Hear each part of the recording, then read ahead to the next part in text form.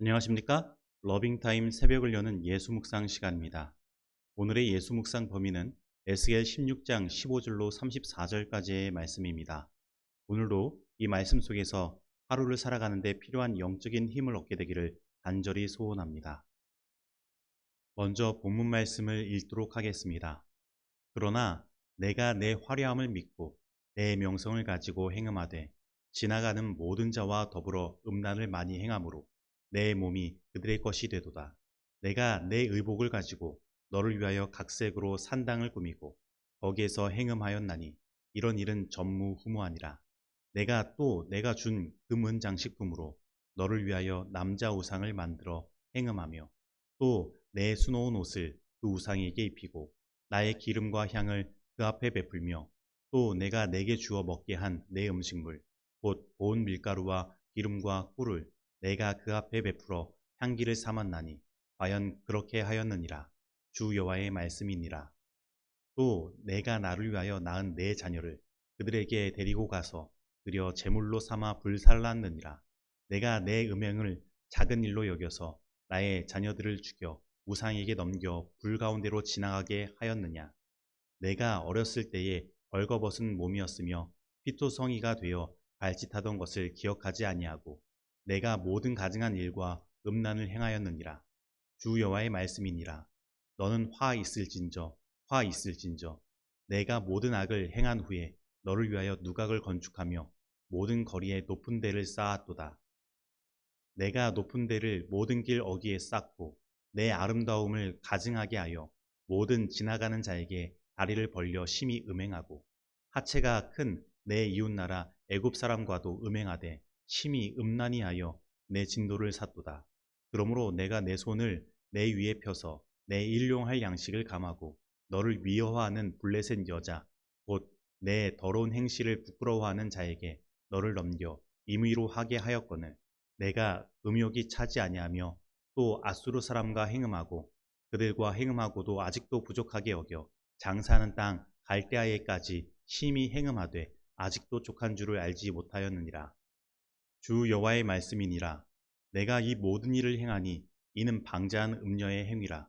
내 마음이 어찌 그리 악한지 내가 누각 모든 길 어귀에 건축하여 높은 데를 모든 거리에 쌓고도 값을 싫어하니 창기 같지도 아니하도다. 그 남편 대신에 다른 남자들과 내통하여 간음하는 아내로다. 사람들은 모든 창기에게 선물을 주거늘 오직 너는 내 모든 적는 자에게 선물을 주며 값을 주어서 사방에서 와서 너와 행음하게 하니 내 음란함이 다른 여인과 같지 아니함은 행음하려고 너를 따르는 자가 없으며 또 내가 값을 받지 아니하고 도리어 값을 줌이라. 그런즉 다른 여인과 같이 아니하니라. 에스겔 16장 15절로 34절까지의 말씀입니다. 말씀 줄거리입니다. 이스라엘은 자신의 화려함을 믿고 행음에 들어갑니다. 나아가서 애굽, 아수르, 블레셋, 바벨론까지 동맹을 맺으며 더 부패하고 더 타락합니다. 보잘것없는 이스라엘이 하나님의 은혜로 아름답고 존귀한 자가 되었습니다. 하나님께서는 진심으로 신부 이스라엘을 사랑했습니다. 하나님께서 주신 그 은혜로 인해 그 명성이 열방에 퍼졌습니다. 그러나 이스라엘은 그 하나님의 은혜와 사랑을 잊어버리고 변해가고 있었습니다. 그의 마음은 음란으로 가득했습니다. 그의 모습은 음란한 여자가 되어 마음의 정욕을 주체하지 못하고 다른 사람들과 음행을 하는 것입니다. 그것도 하나님께서 주신 화려함과 명성을 이용해 행음을 하는 것입니다. 그래서 이제 그 몸은 하나님의 것이 아니라 그들의 것이 되는 것입니다. 하나님께서 주신 금, 은 장식품은 그가 행음하는 우상이 되었고 그의 자녀들은 우상의 제물이 되어 불살라진 것입니다. 그런데 그러함에도 불구하고 아직도 부족함을 여겨 바벨론으로 끌려간 그곳에서도 행음을 하는 것입니다. 남편이 있는 아내가 자신이 필요한 것을 다른 남자에게 공급을 받는다면 그것은 잘못된 것입니다. 결혼한 여인이 어렵고 힘들 때 남편이 아닌 다른 남자를 의지하고 그에게서 위로를 받는다면 잘못입니다. 이스라엘은 하나님의 신부로서 모든 필요를 하나님께 공급받아야 하는 것입니다. 하나님을 의지하며 문제를 풀어가야 하는 것입니다. 그런데 이스라엘은 애굽을 찾아가서 도움을 청했습니다. 그리고 아수르가 힘을 가질 때는 아수르를 찾았습니다. 그 다음에는 바벨론을 찾았습니다. 어떻게 보면 이것은 나라가 위태로울 때에 충분히 행할 수 있는 일이라고 생각할 수 있습니다. 하지만 하나님은 그것을 음행이라고 말씀하십니다. 신부인 이스라엘은 하나님을 의지해야 했으며 하나님께 도움을 청해야 했던 것입니다. 하나님은 하나님께 도움을 청하지 않는 것을 반역이라고 보시고 하나님을 의지하지 않고 다른 대상에게 가는 것을 음행이라 말씀하시는 것입니다. 즉, 하나님은 신실한 남편으로서 가정을 책임지는 든든한 존재가 되기를 원하시는 것입니다. 하나님은 신부 이스라엘의 필요를 채우는 것을 즐거움으로 생각하시는 것입니다. 그런데 이러한 하나님의 사랑이, 그 하나님의 진심이 신부에게 거부된 것입니다. 그에게 하나님 말고 다른 대상이 생긴 것입니다. 그래서 하나님은 분노하시는 것입니다. 신부를 향한 하나님의 진심이 거부되고 오히려 그가 행음하여 다른 대상을 의지하는 그 모습 속에서 질투를 느끼시는 것입니다. 그리고 더 화가 나고 분이 차는 일은 다른 음란한 여인들은 그 음란함의 대가를 자신이 받지만 이스라엘은 그 행음의 대가를 자신이 지불하는 것입니다. 왜냐하면 그만큼 이스라엘은 연약한 나라이기 때문입니다. 하나님을 떠났으면 행복이라도 해야 하는데 갖은 뒷바라지하고 모든 고생 다하며 다른 남자를 섬기는 이스라엘의 모습은 남편으로서 더 화가 나고 분이 나는 것입니다. 이스라엘은 그러한 남자들이 뭐가 좋다고 그리로 간 것일까요? 여러분, 하나님은 그 사랑하는 아내 이스라엘에게 책임을 다하시기를 원하시는 것입니다. 그래서 그가 근심하고 걱정하는 모든 것 하나님께 내려놓고 맡겨서 그 모든 일을 하나님께서 해결하시는 것을 원하시는 것입니다. 그리고 이러한 하나님은 변치 않으시고 바로 오늘 우리를 향하여도 그 사랑의 책임을 다하시기를 원하시는 것입니다. 하나님은 오늘 우리들이 근심과 걱정을 하나님께 내려놓고 맡기기를 원하시며 오늘 우리 삶에 일어나는 문제들을 하나님께서 해결하기를 원하시는 것입니다. 그러나 우리는 얼마나 자주 하나님 말고 다른 것을 의지하고 의뢰하고 있습니까? 하나님 말고 사람을 의지하고 돈을 의지하고 권력을 의지하고 세상의 지혜와 기술을 의지하고 있지는 않습니까? 여러분, 사람을 의지하지 마시고 사람의 마음을 주관하시는 하나님을 의지합시다. 돈을 의지하지 마시고 모든 재물을 주관하시는 하나님을 의지합시다. 세상 권력을 의지하지 마시고 세상의 권력자들을 세우시고 해하시는 이 세상의 역사의 주관자이신 하나님을 의지합시다. 그리고 의사를 의지하지 마시고 그 의사의 손을 붙드시고 사용하셔서 치유하시는 하나님을 의지합시다. 하나님 외에 다른 것을 의지하는 모든 것을 내려놓고 오직 하나님께 모든 근심과 걱정 내려놓읍시다. 하나님께서 우리의 인생을 책임지시도록 내어 맡깁시다. 때때로 어떤 가정에서는 아내가 남편보다 더 힘이 세고 일을 잘해서 남편이 기가 죽어 있는 모습을 보기도 하는데 우리 하나님께는 그렇게 하지 말고 한없이 연약한 여인이 되어 모든 것을 하나님께 맡기고 하나님께서 나의 인생을 든든히 책임지도록 하심으로 하나님을 높이고 하나님의 길을 살려주는 그 하나님의 진심을 아는 신부가 됩시다. 나는 그대들에게 이 이른 아침에 그리스도를 아느냐고 묻고 싶다. 그분은 우리가 걱정과 당혹함과 절망을 안고 장래 행렬에서 움직이는 복하는 자들이 되기를 원치 않으신다. 그분은 우리가 그분께 우리 영혼을 맡기기를 원하신다. 그분은 우리가 드러난 약속에 신뢰를 두도록 원하신다. 그러나 그대들은 말하기를 나는 그렇게 느끼기를 좋아하지 않는다고 한다. 만일 감정이 그대들을 유한한 도움 되시는 분에게서 멀리 떨어지게 하고 실수하는 유한한 자들에게 도움을 얻기 위해 돌이키게 한다면 그것에 무슨 가치가 있는지 내게 말해 달라.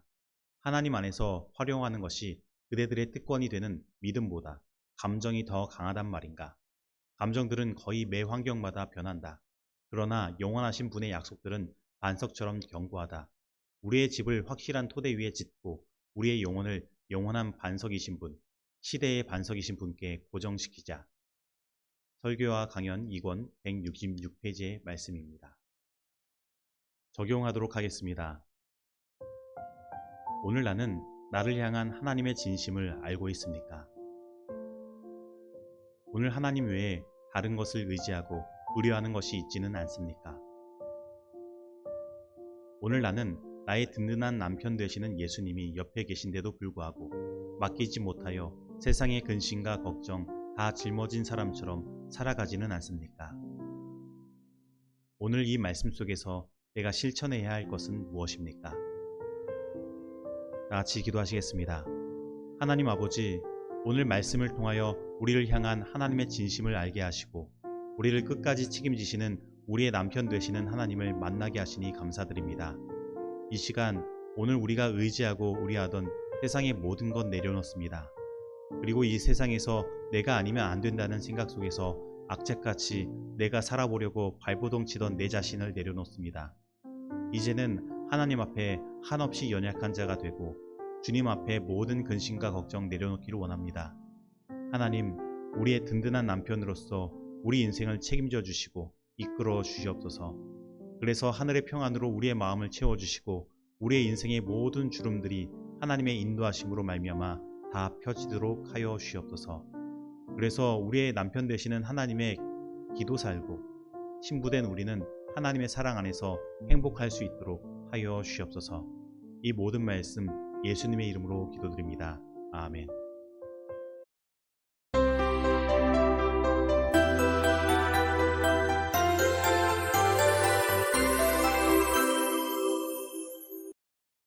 중보기도 시간입니다.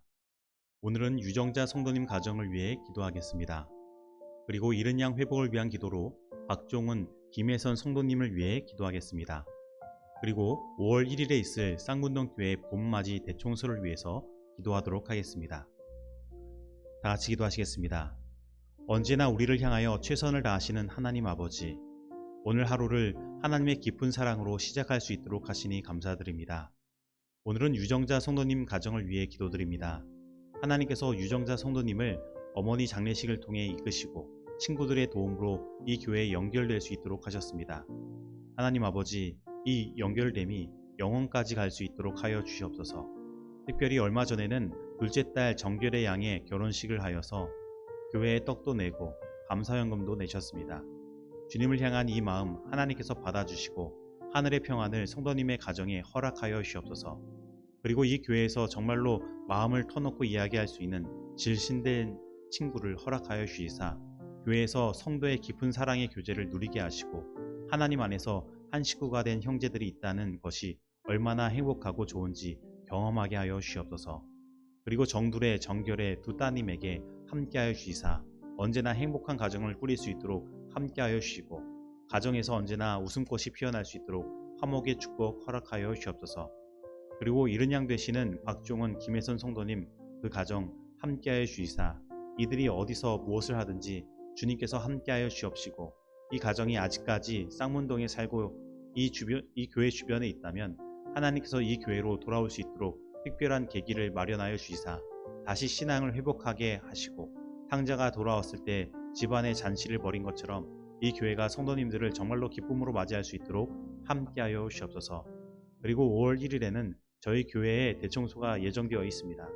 교회의 묵은 때들을 벗겨내고 지저분한 것들을 내버리고 하는 모든 일들을 성도님들이 연합해 행할 때에 기쁜 마음으로 행할 수 있도록 함께하여 주시옵시고 교회가 정돈되고 깨끗해지는 것처럼 우리 모든 성도님들의 마음도 정돈되고 깨끗해질 수 있도록 함께하여 주시옵소서.